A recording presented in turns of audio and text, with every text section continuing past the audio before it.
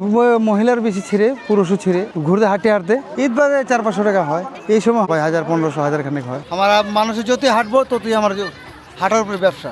সেলাই লাগান এই পাশে সেলাই করলাম এই পাশে, সেলাই দিকে ছেঁড়া তেরা থাকলে এদিকে, সেলাই করলে এদিকে, সেলাই করলে এদিকে। এখন চিড়িয়াখানার ভিতরে আছি। এমনিতে চিড়িয়াখানায় ঘেটের সামনে কাজ করি। এখন ভিতরে মানুষজন লোকজন বেশি দেয়, অনেক লোকজন বেশি, যার জন্য এখন কাজ কাম দেখে না খোলাতে পারি না। এই যে 5 দিন পর্যন্ত কাজ করি, এই তাইলে আনন্দ কাজ করি আমি। হ্যাঁ দেখছেন কত মানুষ আসে চিড়িয়াখানা, কত মানুষ আছে এখানে চিড়িয়াখানা ঘোরাফেরা করে দেখে হাঁটতে থাকে।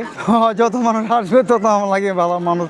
হাঁটলে তো জুতা ছিঁড়ে, হাঁটলে জুতা ছিঁড়ে। দেখছেন মামা কত বড় এরিয়াটা, জুতাটা আপনি এমনি ছিঁড়ে 2 ঘন্টা 3 ঘন্টার সময়। আমি না থাকলে তোকে জুতা মতো ফালাই চলে যেত চিড়িয়াখানার ভিতরেই। আমি যদি না থাকি মামা একদম হাতে নিয়ে খালি ঘুরতো মামা, খালি পায় খালি পায় এই রোদের মাঝে। আমি না থাকলে মামা অবস্থা খারাপ হয়ে যেত মামা।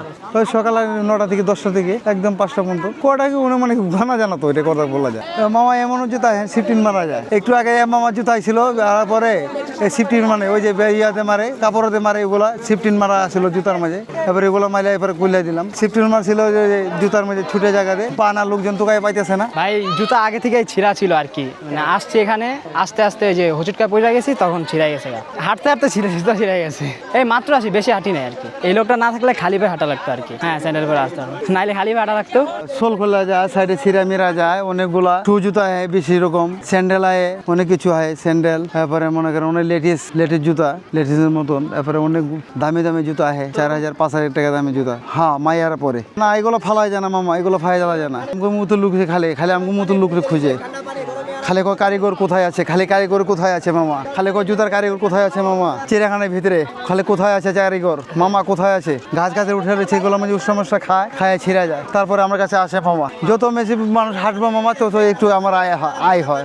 মানুষ যতই হাঁটে ততই আমার জীবনটা একটু আয় হয়। ভিতরে একটু ভালো হয়, কেলেগে ভিতরে আসা যাওয়া ভালো হয়, লোকজন তো বেশি থাকে ওদিকে নীরবে। 5-6 দিনে এরকম 5-6 হাজার টাকা ওঠাতে পারে। বাচ্চাদের জুতা ছিঁড়ে, বাচ্চাদের ছোট বড় সবাই ছিঁড়ে। বাচ্চাদের খেলাধুলা করে দেয়, জোরে পাখি লাগে দৌড়ে, ওই পাখি যায় ওইখানে যায়, লাফাইলে জুতা ছিঁড়ে যায়। আমি না থাকলে মামা একদম পুরা চিড়িয়াখানা খালি হাতে লেগে খালি জুতা খালি ঘুরতো। হ্যাঁ, পলিশ করতে হয়, খালি সেলাই না পলিশ করে। তারপরে মনে করেন বান্ডিস, তারপরে ব্যাগের চেন সবগুলো ছিঁড়া যায়, ওটাও সেলাই করি। হাতে ব্যাগ আছে না, শৌখিন ব্যাগ, ওগুলো সেলাই করে দিই। বর্তমানে জুতা মতো যখন কাদা মাদা লাগে, জায়গায় বেশি কাদা লাগে যেগুলো ওয়াশ করে দিই। হ্যাঁ, এখন বৃষ্টির দিন কাদা মাদা বেশি লাগে মামা। হ্যাঁ মামা, একটা মজার কথা বলি মামা, পরে যা লাগে যারা আছে না মামা, ওরা জুতা মতো আমি সব কাজ কাম করি মামা। ঘুরা আমার কাছে আসে মামা, আর তো কোনো উপায় নাই, স্যান্ডেল নিয়ে কোথায় যাবে, খালি যে সময় ছাড়। এরপরে বাইরে কাজ করি না, ভিতরে ঢুকি না। এইরকম হয় 5-6 বছর হয়েছে, 6-7 বছর হয়েছে এই লাইনে, এই জুতার কারিগরে 6-7 বছর হয়েছে।